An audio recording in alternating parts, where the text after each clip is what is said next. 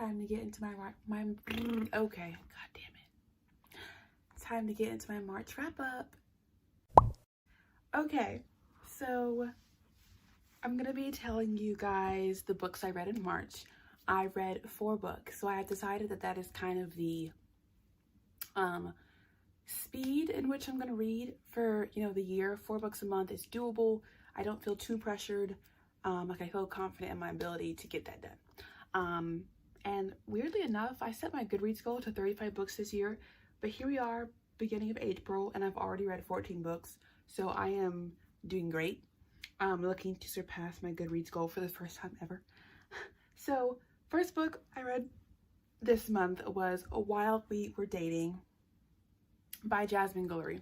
I read all the books on my Kindle, and this first book was a rom-com that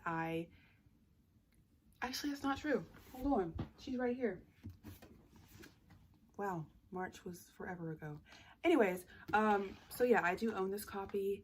I got this in a little free library. I just saw this book there and I thought it was so stinking cute. Like, look how pretty this is. I am not a rom-com reader, but at the time I was bored. I didn't know what I wanted to read, but I knew that I wanted to read some kind of romance. And so I picked this book up. I didn't enjoy it, and that's my own fault because I knew going into it that it was going to be rom-com. And whenever I read romance, that is not the kind of romance I enjoy reading. I have never in my life enjoyed a rom-com movie, so rom-com books are nothing different. If anything, they're worse because they take more hours to finish. So this was not the book for me. I found it boring and nothing happened, and honestly, I feel like none of the characters were like, I don't know, I just feel like the male main character was like too perfect. It was like boring. He was like too much of a good guy. It was just like, anyway, I couldn't get behind it, okay? I gave it a 2 stars. And I'm gonna keep it pushing. Now, second book I read in March was Jade City. I finally started Jade City, the Greenbone Saga series by Fonda Lee. I have heard about this book for years, have seen it around for years, always, you know, put it off and told myself that I wasn't going to like it because I definitely generalized it, and it was under my assumption that Jade City was YA. That's not true. I don't know. I have a lot of like misconceptions when it comes to books, and it's my own fault. But just beginning this book, I was like, oh, I was so wrong about this. Looking at the Goodreads, it says that this is a gripping Godfather-esque saga. Me personally, I've never seen Godfather, so I can't actually speak on that.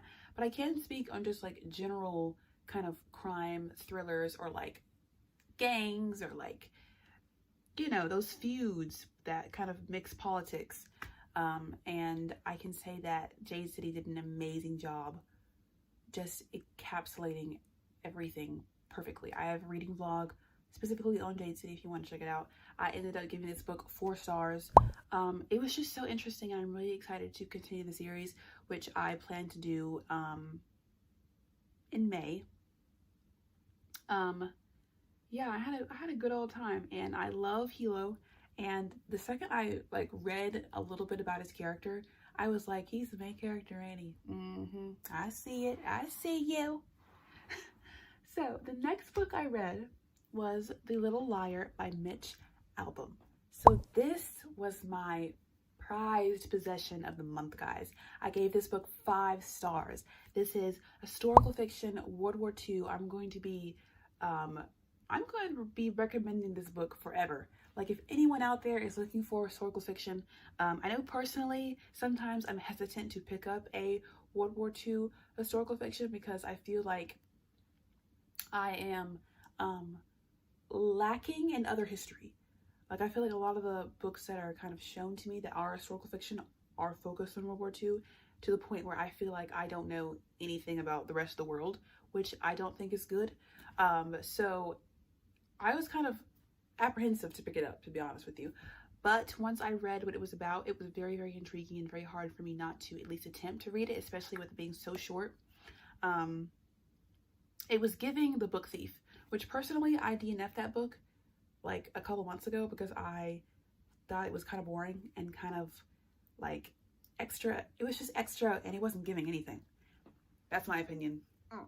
So if you guys like that book, or at the very least like the concept of that book, then I have to highly recommend you read The Little Liar. So in this book, we are in World War II. Our main character, his name is Nico, and he's a child. We are following him and his family. And our narrator is actually Truth. So instead of it being death in The Book Thief, it's Truth, which is so interesting and so cool. So many introspective moments that will never leave my head. Like, it was so gripping to read that book. It was just like intense.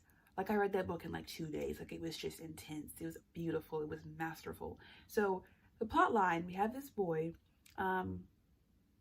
he's Jewish. So Nazis come and they are claiming to be, they take, of course, all the Jews from their homes, take their homes, and they claim that once they get on this train, they're going to be relocated, taken to a new place where they're going to have new houses and new jobs. We know that's not true. That's not where they're going. They're going to death camps. And so our main character, he was told by a German officer, so he was lied to, but he was told by a German officer that they were going to be taken for new jobs and they're going to be giving new homes. And he took that as the truth. He believed this officer was telling him the truth. And so he goes on and tells his family and tells the rest of the community what's going on. And the whole community trusts this child because he is known, his whole personality is to tell the truth. This kid has never told a lie ever. So he ends up telling everyone this information. And of course, down the line, they get on the train and they're not taken to new homes. They're taken to camps. And we get all these different perspectives in the most genius way that we're just linking everything. You know, some people have hate toward him. Some people forgive him. It's just like this beautiful encapsulation of who you're trusting, what is the truth.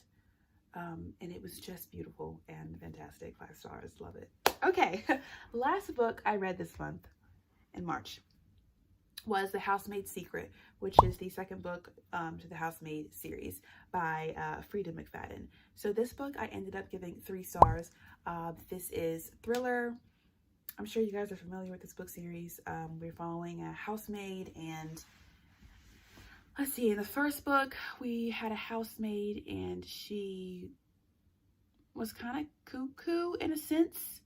You know, thrillers are, they give you a bad guy, but you know, at the end it turns out that wasn't actually the bad guy. It was like that. So the second book was following her again, and she was of course working for a new family. And a similar story happened where she thought she was helping somebody, but it turns out that somebody was psycho and they were actually the bad guy, and she was being set up in this giant scheme. So I have to say that even though I didn't necessarily love this book, I read it in 3 days. So there is no doubt in my mind that Frida McFadden knows how to push the pace of a book. Like, she knows how to make it feel like you're not reading a lot. It's so weird. Obviously it helps that the chapters are short, of course, but I don't know, even the way she writes, even though I'm not like loving it, I still want to read it fast. It's kind of weird. But I think in my opinion, I did like the first one better. I gave the first one 4 stars, and I don't necessarily think it was like written better in any sense. I just think I liked the first one better because I find it somewhat hard to believe, hard to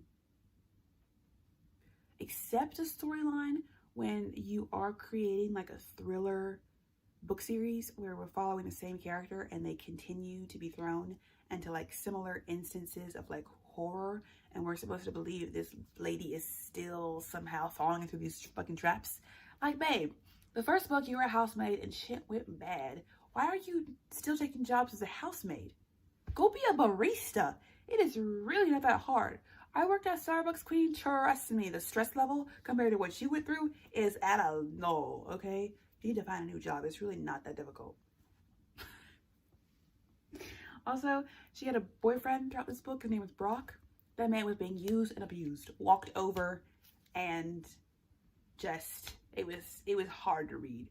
Like, just that plot line of her and her boyfriend made the book, like, not, it left a bad taste in my mouth. It was just annoying. Come on, Millie, you can do better than that. And I also learned that there's going to be a third book. I don't know why. Millie, babe, are you a housemaid again? When are you gonna learn? And if this is the last one, she better die at the end, because I can't take her somehow, you know, screwing shit up again and then getting out of it again. Whatever. So here we are in April. Check out my April TBR. Also, I made a reading vlog for The Housemaid's Secret, so check that out as well. But currently I am reading Yellowface, and I will be having a video for that out in the next week.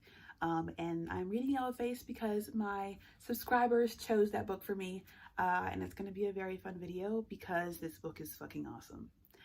I will just let you know already that I am obsessed, and I want to read it right now, to be honest. I want to like continue it right now, but that's neither here nor there. But yeah, guys, thanks for watching. Let me know down below any book recommendations or whatever you want to say.